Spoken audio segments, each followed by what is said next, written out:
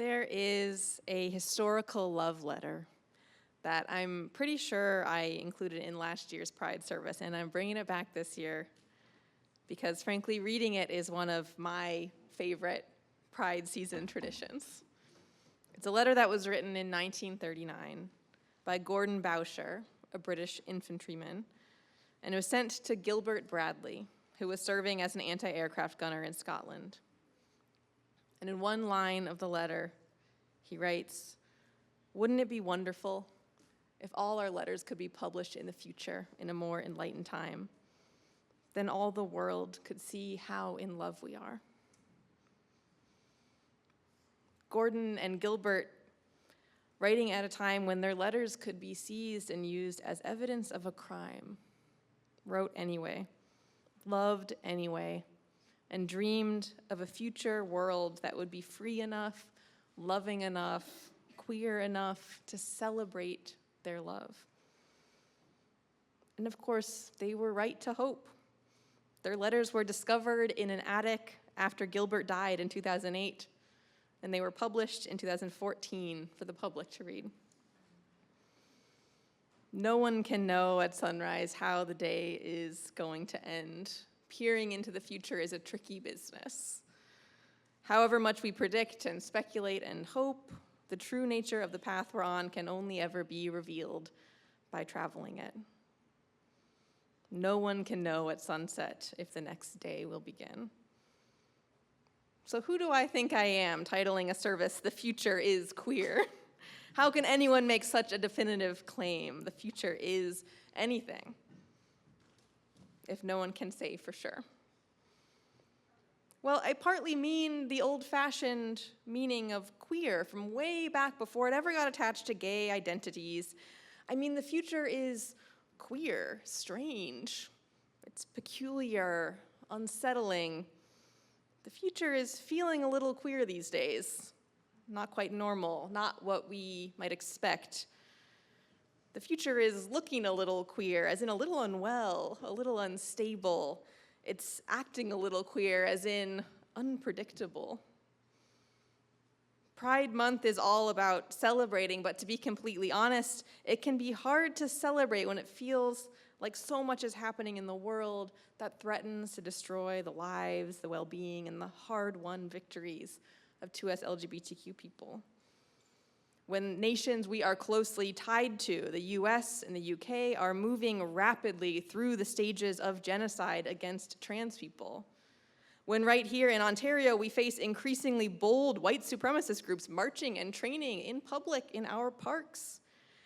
It doesn't feel right to show up to our spiritual home for a purely rah-rah celebration of love and rainbows, as if all is well in the world, when we know that it is not.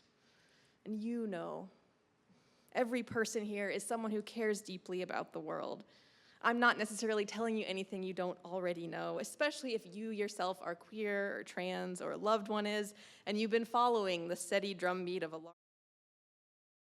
evolving political rhetoric and bad news.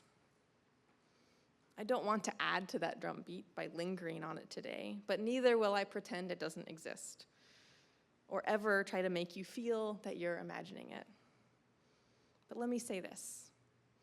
You deserve to celebrate. You deserve to be celebrated. We could wait until we achieve a world free from phobia, but then we'd be waiting a very long time. And you deserve joy today. We don't wear our rainbows and play our music and march and dance and sing together because we want to avoid thinking about what's happening in the world. We do it so we can sustain the strength and joy and connections that it will take to face the world out there together. Bell Hooks, queer Black feminist from Appalachia, wrote that being queer isn't just about who you're attracted to. It's about the self that is at odds with everything around it, that has to invent and create and find a place to speak and to thrive and to live. Every pride party, every march, every dance hall and bathhouse and lesbian bar, every celebration of queer identity has had to carve space for itself, make time to celebrate in a society that won't make it easy. That's one of those things about queer and trans identities. For many other marginalized identities, you're born into a family that shares that marginalization. Language, race, ethnicity, religion. You have others around you who might help you understand and navigate that identity or how the world treats you because of it. But queer kids are typically born to cisgender straight parents. And depending on where you grow up, you might make it all the way to adulthood without meeting an out and proud queer or trans person. Too many of us have the experience of wondering if we're the only person on earth who feels this way, of not having the words to describe our own selfhood, of thinking that we are freaks. And every time someone fights their way through that, successfully claims space, explores their identity, declares themselves, every time we find one another out there in the world, every time we come together in community is a huge victory. That's why we celebrate Pride. We do it for all the kids, all our younger selves stepping off the subway and thinking for the first time, oh my God, I'm not a freak. I'm not alone. This partly captures why the defiant reclaiming of queer as an identity rather than a slur has caught on so widely in the past 40 years. To embrace being queer is to embrace being strange, abnormal, unsettling, to point out that normal has never been synonymous with good.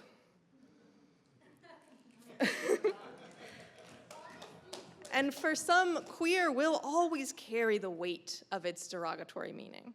If you've heard a word spat in hatred enough times, it can't always be reclaimed.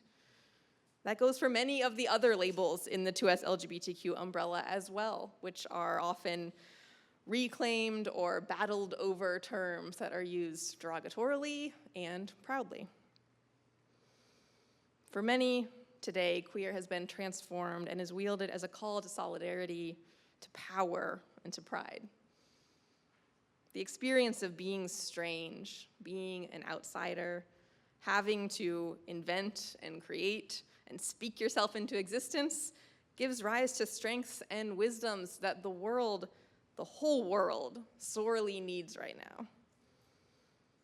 If the future is going to be queer as in unsettling or odd or unpredictable, we are going to need to be queer to meet it, as in different, rebellious, willing to transform.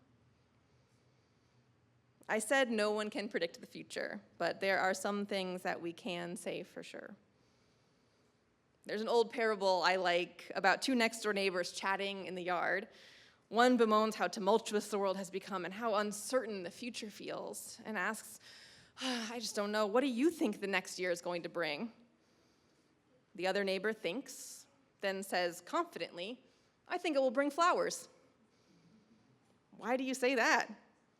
They point to the dirt at their feet. Because I just planted flowers. What is our future going to bring? Well, I can tell you it's going to bring communities where people of all genders and orientations can find genuine welcome and solidarity, because that's what we're planting here.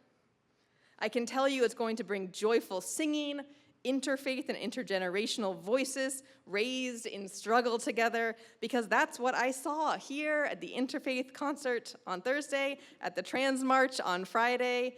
What will the future bring? I can tell you it will bring little queer and trans babies being born every day and in every part of the world, because no matter how much effort is made to suppress us, we are a fundamental expression of humanity. And I can tell you the future is going to bring love, because I see it happening right in front of me. I feel it. And every step I take down the road, I am bringing it along with me. The 2S LGBTQ folks of today are not standing on an island in time, isolated in our present moment. We are linked together, arm in arm, with those who came before us and those who are coming after. Remember Gilbert and Gordon and their love letter? They wrote almost 90 years ago and threw those letters forward in time, trusting that we would catch them. And we did. We must live in the hope that what we put out into the world today will be picked up by future generations. Because we will keep being born. We will keep finding each other. We will keep carving out spaces where we can live and thrive. Every possible version of the future, from utopian to dystopian, will have queer people in it. That is a fact. And one day, we here will be the ancestors whose letters and stories give hope to a new generation. So let us live lives that they can be proud of. Let us be loud and rebellious and joyful. We fight, we love, we celebrate on behalf of all those millions and billions yet to come. Sometimes I wish that I could say the future is clear. But I can say the future is definitely, inevitably queer. Amen. Blessed be.